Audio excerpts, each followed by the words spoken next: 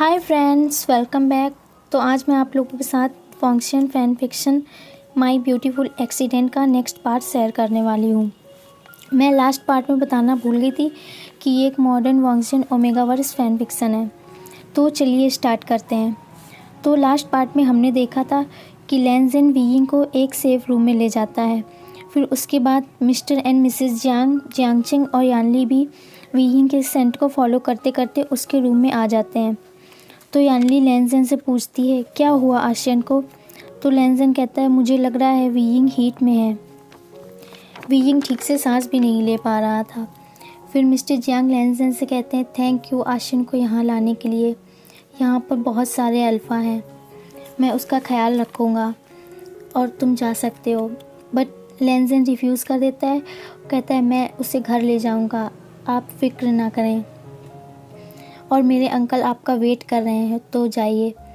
फिर जियांगचेंग कहता है डैड आप जाइए, मैं वीइंग के साथ हूँ। बट फिर से लेंजन कहता है इट्स ओके, मैं मैनेज कर लूँगा और तुम्हारा भी कोई वेट कर रहा है और मिस जियांग आपका भी। फिर मिस्टर जियांग लेंजन की तरफ स्माइल करते हुए कहते हैं ओके वांग जी, वीइंग का अच्छे से ख्याल रखना। लेकिन लियानली और जियांगचेंग थोड़ा हेजिटेट कर रहे थे कि वो वीइंग के साथ रुके या जाएँ। बट फिर वो सोचते हैं कि लेंजन एक गुड पर्सन है, वो कभी भी ऐसा कुछ नहीं करेगा जिससे उसकी इमेज ख़राब हो। फिर वो दोनों भी उसे थैंक यू बोलते हैं और वहाँ से चले जाते हैं। उनके जाने के बाद लेंजन भी वीइंग को अपनी कार में ले जाता है। उसे मिस्टर जियांग का घर पता था क्योंकि वो अक्सर पार्टीज़ ज्वाइन किया करता था, लेकिन उसे ये नहीं पता था कि वीइंग भी उनकी फैमिली का मेंबर है। फिर लेंजन वीइंग को घर ले जाता है। सर्वेंट वीइंग को उसकी गोद में देखकर उसे अंदर जाने देते हैं और उससे पूछते हैं मास्टर वे को क्या हुआ। तो लेंजन कहता है वो हीट में है, उसका रूम कहाँ है। फिर उनमें से एक सर्वेंट उसे वीइंग के रूम में ले जाती है। वीइंग को बेड में प्रॉपरली लिटाने के बाद लेंजन उस सर्वेंट से मेडिसिन लाने को कहता है और वो मेडिसिन ले आती है। उसके बाद वो सर्वेंट वहाँ से चली जाती है। अब रूम में केवल लेंजन और वीइंग ही थे। वीइंग को ब्रीदिंग में बहुत ज़्यादा प्रॉब्लम हो रही थी और वो बहुत स्वेटी भी हो रहा था। लेंजन वीइंग का सूट और उसके शूज़ निकालकर उसे ब्लैंकेट से कवर कर देता है। वो उसको मेडिसिन खिला देता है, लेकिन वीइंग पानी नहीं पी पा रहा था, तो उसके पास और कोई तरीका नहीं था बजाय इसके कि वो उसे किस करके पानी पिलाए। फिर लेंजन वीइंग को किस करता है और उसे पानी पिला देता है। लेंजन के लिप्स अभी भी वीइंग से टच हो रहे थे। इसकी वजह से वीइंग का सेंट और भी ज़्यादा स्ट्रॉन्ग होता जा रहा था और लेंजन वीक हो रहा था क्योंकि वो कभी भी किसी ओमेगा के इतने करीब नहीं गया, वो भी हीट में। फिर लेंजन तुरंत ही उससे अलग हो जाता है, लेकिन वीइंग उसे लस्टफुल आइज से घूरे जा रहा था जिससे कि लेंजन के ईयर्स रेड होने लगे थे। फिर वीइंग उठता है और लेंजन की तरफ देखने लगता है। लेंजन तुरंत बेड से उठ जाता है और खुद को उससे दूर करने की कोशिश करता है। वीइंग के फेरोमोन्स पूरे रूम में फैल गए थे। लेंजन अपनी नोज़ को कवर करता है, लेकिन वो यूज़लेस था क्योंकि वीइंग का सेंट बहुत ज़्यादा स्ट्रॉन्ग हो गया था।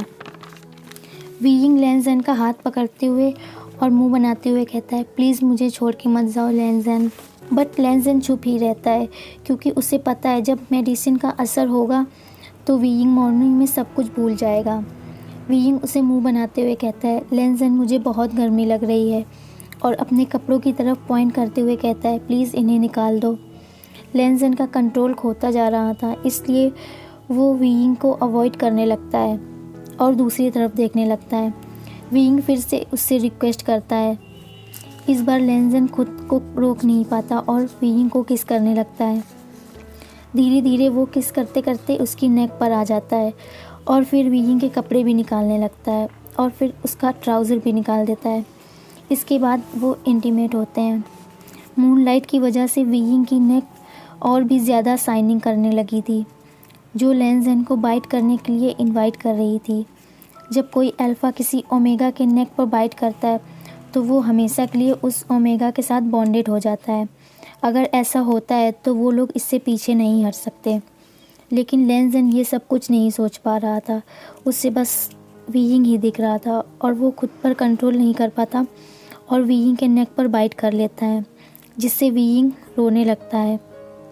फिर लेंजन उसे शांत करने के लिए उसी बाइट पर किस करने लगता है। फिर वीइंग शांत हो जाता है और वीइंग से पूरी तरह सेटिस्फाइड होने के बाद लेंजन उसे टाइटली हग करता है और ऐसे ही कंडीशन में दोनों सो जाते हैं। मॉर्निंग में सनलाइट की वजह से लेंजन पहले उठता है और जब वो आंखें खोलता है तो वीइंग को देखता है, जो उसे टाइटली हग किए हुए था। कुछ देर के लिए वो वीइंग को ऐसे ही देखते रहता है। फिर उसे लास्ट नाइट के बारे में याद आता है, जिसकी वजह से उसके चीक्स रेड होने लगते हैं। फिर वो तुरंत ही वीइंग से अलग हो जाता है। वीइंग थोड़ा सा मूव करता है, लेकिन वो जागता नहीं है। लेंजन नहीं चाहता था कि कोई उसे ऐसे देखे, तो वो अपने कपड़े पहन लेता है और फिर वीइंग को ब्लैंकेट से अच्छे से कवर कर देता है और वहाँ से जाने लगता है। जैसे ही वो दरवाज़ा खोलता है, एक मेड वहाँ आ जाती है और कहती है, मास्टर लैन, मास्टर जियांग आपका डाइनिंग टेबल में वेट कर रहे हैं और ये फ़ूड मास्टर वे के लिए है। तो लेंजन उससे फ़ूड की ट्रे लेते हुए कहता है, ठीक है, मैं अभी वहाँ आता हूँ। फिर वो मेड वहाँ से चली जाती है। लेंजन नहीं चाहता था कि कोई भी वीइंग को इस कंडीशन में देखे। वो धीरे से ट्रे को उसके साइड में रखकर कुछ देर वीइंग को देखता है और अपने माइंड में कहता है, ये बहुत ब्यूटीफुल है, मैंने इससे पहले इतना ब्यूटीफुल ओमेगा कभी नहीं देखा। फिर वो अपनी आइज़ को क्लोज़ करते हुए गहरी सांस लेता है, क्योंकि उसे अभी मिस्टर जियांग को फेस करना है। विथ फुल ऑफ करेज वो डाइनिंग हॉल जाता है, जहाँ जियांग फैमिली उसका वेट कर रही थी। वो जाकर जियांग चेंग के पास बैठ जाता है। मिस्टर जियांग वरीडली उससे कहते हैं, लास्ट नाइट वीइंग ठीक तो था, है ना?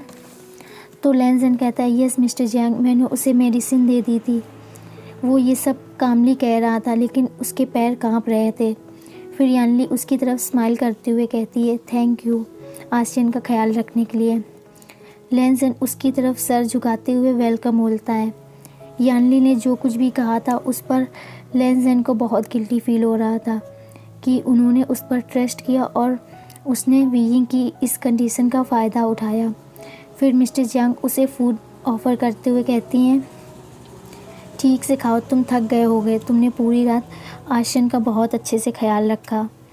तो वो कुछ नहीं कहता, बस फूड ले लेता है। सभी लोग पीसफुली खाते हैं, बस लेंजन को छोड़कर, क्योंकि उसने जो किया उस पर उसे बहुत गिल्टी फील हो रहा था। खाना खाने के बाद लेंजन गार्डन में जाता है अपने सेंस को काम करने के लिए। उसे जियांग्स के लिए खुद को रेडी रखना है। अगर उसने कुछ गलत किया है तो उसकी फैमिली के लिए ये बहुत शर्मिंदगी की बात होगी। वो मेडिटेशन करना स्टार्ट कर देता है, लेकिन तभी जियांग चेंग वहाँ आ जाता है और कहता है, मुझे लग रहा तुम्हें स्पाइसी फ़ूड पसंद नहीं आया। मुझे माफ़ करना, मुझे पता नहीं था कि तुम्हें स्पाइसी फ़ूड पसंद नहीं है। तो लेंजन उसको फेक स्माइल देते हुए कहता है, मुझे पसंद आया, मैं बस ज़्यादा खाने का शौकीन नहीं हूँ। फिर जियांग चेंग कहता है, by the way thank you weighing का इतने अच्छे से ख्याल रखने के लिए। लेंजन को फिर से गिल्टी फील होता है, तो वो बस हाँ में अपना सर हिला देता है। फिर जियांग चेंग उससे कहता है, तुम्हें पता है वीइंग एक ओमेगा है, उसकी बॉडी बहुत वीक है। लेंजन हाँ करके सब सुन रहा था। फिर जियांग चेंग उससे बताता है कि उसके पेरेंट्स की डेथ के बाद डैड ने सोचा कि वो वीइंग को बस ऐसे ही नहीं छोड़ सकते, क्योंकि वो फिज़िकली और मेंटली बहुत वीक था उसके पेरेंट्स ना होने की वजह से। तो डैड ने उसे एडॉप्ट करने का सोचा और अपने बच्चे जैसा बड़ा करने का सोचा। मैं और जीजी भी बहुत खुश थे कि हमारा ब्रदर आने वाला है। मैं बस उससे 1 महीने ही बड़ा हूँ। वो हमारे लिए बहुत प्रीशियस है। मैं तुम्हारे लिए थैंकफुल हूँ कि तुमने उसका इतने अच्छे से ख्याल रखा। मैं उसके साथ रुकना चाहता था, लेकिन मैं अपना चांस भी नहीं खोना चाहता था, क्योंकि वो मेरी लाइफ का लास्ट चांस था। बट तुम्हारी वजह से मेरी डिज़ायर पूरी हो गई। थैंक यू लेंजन। ये सब सुनकर लेंजन को और ज़्यादा गिल्टी फील हो रहा था। तो वो जियांग चेंग से कहता है, मुझे लग रहा अंकल मेरा वेट कर रहे होंगे, तो अब मैं चलता हूँ। तो जियांग चेंग कहता है, डोंट वरी, डैड ने तुम्हारे अंकल को बता दिया था कि तुम यहाँ हो। लेंजन उसे बाय बोलता है और वहाँ से अपने घर चला जाता है। दूसरी तरफ वीइंग के रूम से ज़ोर से चिल्लाने की आवाज़ आती है, क्योंकि उसकी बॉडी और नेक में बहुत दर्द हो रहा था। उसकी आवाज़ सुनकर मिस्टर जियांग और मिसेस जियांग तुरंत उसके रूम के पास जाते हैं और बड़ी टोन में कहते हैं, आशियन तुम ठीक तो हो ना? तो वीइंग कहता है, कुछ नहीं आंटी, मैं अब ठीक हूँ। वो लोग अभी भी रूम के बाहर ही थे। वीइंग अपनी बॉडी पर मार्क्स देखते हुए खुद से कहता है, लास्ट नाइट को मुझे क्या हुआ, मैंने क्या किया? यानली दोबारा उससे पूछती है, आशियन तुम ठीक तो हो ना? तो वीइंग कहता है, हाँ जीजे मैं ठीक हूँ। फिर मिसेस जियांग कहती हैं, ठीक है, मैं तुम्हारा फूड तुम्हारे रूम में भिजवाती हूँ, खा लेना और मेडिसिन खा लेना, ये मत भूलना। तो वीइंग बेड से उठते हुए कहता है, ओके आंटी, मैं खा लूँगा, आप ज़्यादा फिक्र ना करें। उन दोनों के पास और कोई ऑप्शन नहीं था सिवाय वीइंग की बात पर बिलीव करने के। फिर वो लोग वहाँ से चले जाते हैं। वीइंग याद करने की कोशिश कर रहा था कि लास्ट नाइट को क्या हुआ, बट उसे कुछ भी याद नहीं आ रहा था सिवाय इसके कि वो जब पार्टी में बैठा था तो वो वहीं पर बेहोश हो गया था। फिर वो कैलेंडर की तरफ देखता है और उसे याद आता है कि कल उसकी हीट साइकिल का डे था और वो कहता है, ओह नो, मुझे याद क्यों नहीं आ रहा कुछ, कल रात मैंने क्या किया? वो ये सब सोच ही रहा था। फिर उसका हाथ उसकी नेक पर जाता है जहाँ पर बाइट का मार्क था और कहता है, मैं इसको कैसे छिपाऊंगा? फिर वो अपनी अलमीरा में चेक करता है जहाँ उसे बंद गले का एक स्वेटर मिलता है और उसे रिलीफ फील होता है कि भगवान ने उसे बचा लिया। पूरा दिन ऐसे ही बीत जाता है। वीइंग अभी भी अपने रूम से बाहर नहीं निकला था। उसे डर था कि सबको पता चल जाएगा कि उसने क्या किया। वो घर के अंदर तो बंद गले का स्वेटर नहीं पहन सकता था क्योंकि ये और भी ज़्यादा सस्पिशियस लगता। वो सभी उसे बार बार खाने के लिए बुलाते बट वो नहीं जाता। वो सब उसके लिए वरीड भी थे और दूसरी तरफ सोच रहे थे कि शायद उसे कुछ टाइम अकेले के लिए चाहिए, तो वो उसे डिस्टर्ब नहीं करते।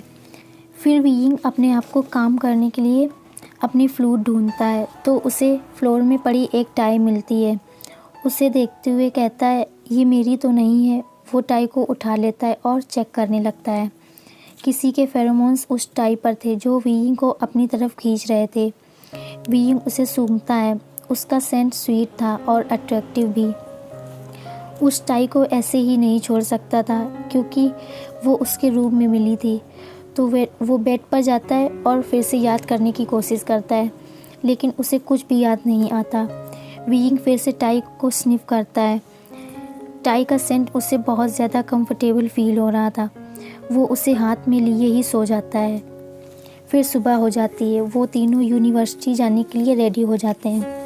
वीइंग उस टाई को देखते हुए सोचता है उसे ये टाई स्कूल ले जानी चाहिए या नहीं।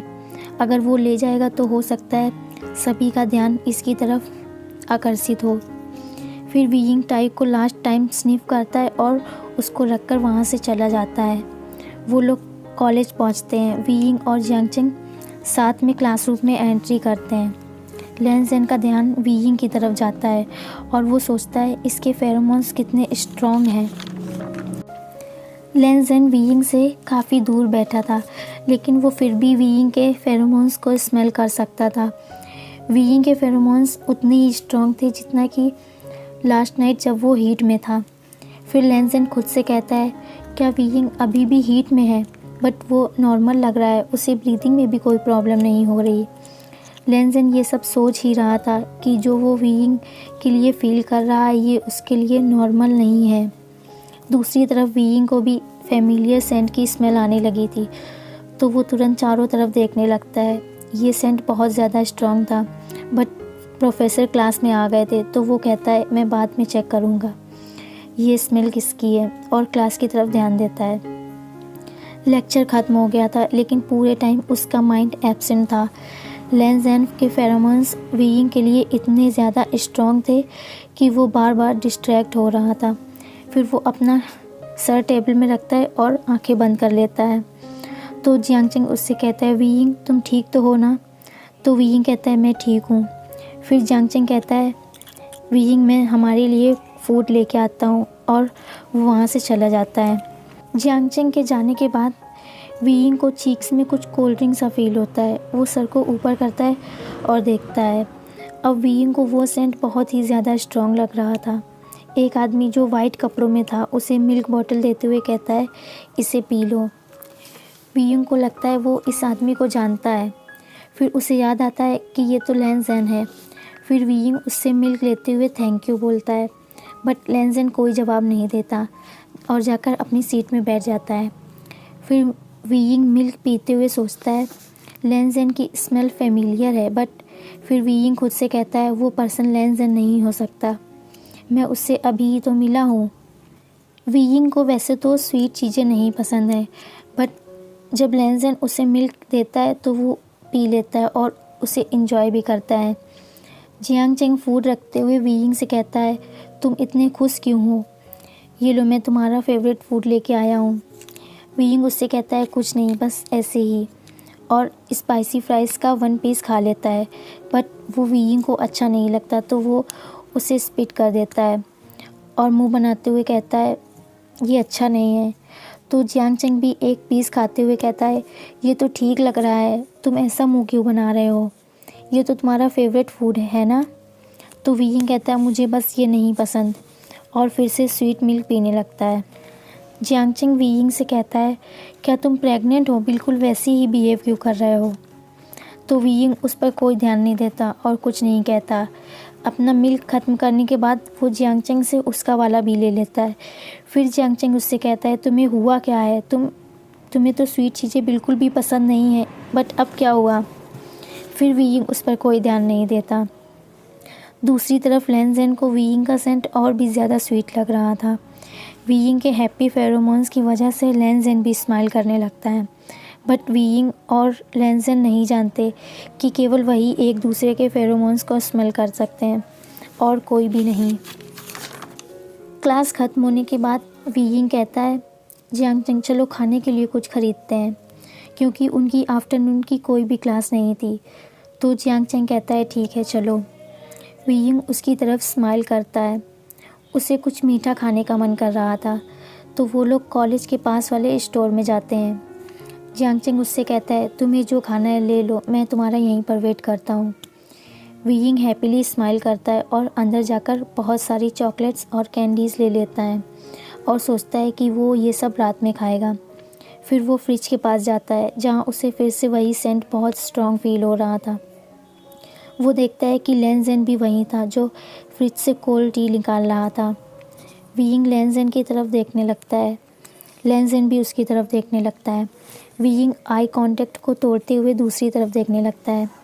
लैन उसकी तरफ जाने लगता है तो वीइंग ऐसे प्रिटेंड करता है जैसे उसने उसे देखा ही नहीं। लैन वीइंग से कहता है क्या तुम्हें मिल्क चाहिए, ये वाला। ये वही मिल्क था जो लैन ने वीइंग को पहले दिया था। उस मिल्क को देखकर वीइंग की आंखों में चमक आ जाती है। लैन उस मिल्क बोतल को पिक करते हुए कहता है मैं तुम्हारे लिए इसे ख़रीद दूँगा। तो वीइंग हैप्पीली कहता है रियली। उसकी खुशी उसकी टोन से पता चल रही थी। वीइंग के हैप्पी फेरोमोन्स रिलीज़ हो रहे थे जिससे लैन का मूड डिस्ट्रैक्ट हो जाता है और वो भी वीइंग की तरफ स्माइल करने लगता है और कहता है हाउ क्यूट। फिर उसका ध्यान वीइंग की नेक पर जाता है जहाँ पर बाइट मार्क था और उससे लैन को हाई स्कूल का एक लेसन याद आ जाता है जिसमें टीचर ने बताया था कि जब एक अल्फ़ा ओमेगा की नेक पर बाइट कर लेता है तो वो हमेशा के लिए बॉन्डेड हो जाते हैं और वो एक दूसरे की फीलिंग्स को महसूस कर सकते हैं। फिर लैन को अचानक से याद आता है कि इसी वजह से वो वीइंग के इमोशंस को फील कर सकता है, क्योंकि उसने वीइंग को बाइट किया था और वो बॉन्डेड हो गए हैं। वीइंग देखता है कि लैन उसके मार्क को देख रहा था तो वो तुरंत मार्क को अपने हाथ से कवर कर लेता है जिससे लैन अपने ख्यालों से बाहर आ जाता है और दूसरी जगह देखते हुए कहता है चलो पेमेंट कर देते हैं। वीइंग पे करने ही वाला था लेकिन लैन उससे पहले ही अपना क्रेडिट कार्ड उसे दे देता है। तो वीइंग कहता है मिस्टर लैन आपको ये करने की ज़रूरत नहीं है। लैन थोड़ा एंग्री फेस बनाते हुए कहता है लैन कॉल मी लैन। वीइंग को उसकी टोन कुछ अलग लगती है जैसे कि एक डोमिनेंट अल्फ़ा की होती है।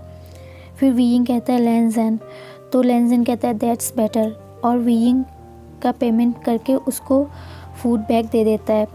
तो वीइंग लैन से कहता है आप बताइए कितना हुआ, मैं अभी आपको पे करता हूँ।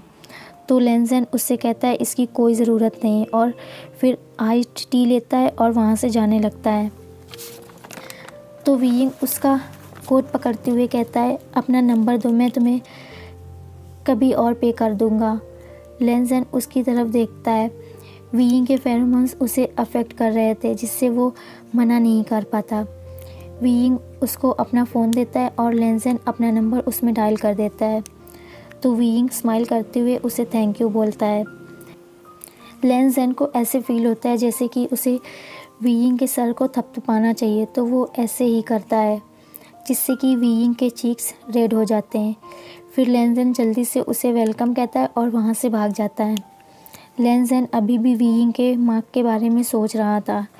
लेन सिचन उसको इस कंडीशन में देखकर कहता है, क्या हुआ वांगची, कोई प्रॉब्लम है क्या? तो लेनजेन कहता है, नहीं, मैं ठीक हूँ, और कार में जाकर बैठ जाता है। फिर रास्ते में लेनजेन लेन सिचन से पूछता है, कैसा लगता है जब आप किसी के साथ बॉन्डेड हो जाते हैं?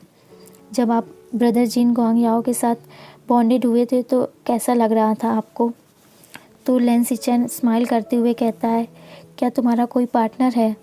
तो लेनजेन कहता है, नहीं, मैं बस ऐसे ही पूछ रहा था। फिर लेन सिचन उसे बताता है कि मैं उसके सारे इमोशंस फील कर सकता हूँ, उसकी हैप्पीनेस, उसके सैडनेस, सब कुछ। स्पेशली जब वो जिंगी के साथ प्रेग्नेंट हुआ था, तब मैं उसका पेन फील कर सकता था और वो बहुत हार्ट ब्रेकिंग था। लेनजेन बस हाँ में आंसर देता है और चुप ही रहता है। लेन सिचन को पता था कि लेनजेन को कोई बात परेशान कर रही है, बट वो अभी उसे बताना नहीं चाहता, तो वो उसे और ज़्यादा फोर्स नहीं करता और चुप ही रहता है। दूसरी तरफ लेनजेन अभी भी चुप था। फिर वो अपनी आइज़ को क्लोज़ करते हुए सोचने लगता है कि जब वीइंग को ये सब पता चलेगा तो क्या वो उससे नफ़रत करने लगेगा। यही सब सोचते सोचते लेनजेन सो जाता है। तो आज के लिए बस इतना ही। आई होप ये पार्ट भी आप लोगों को अच्छा लगा हो। अगर लगा हो तो प्लीज़ लाइक कर देना, शेयर कर देना और मेरे चैनल को सब्सक्राइब करना मत भूलना। Thank you for watching. Bye and take care.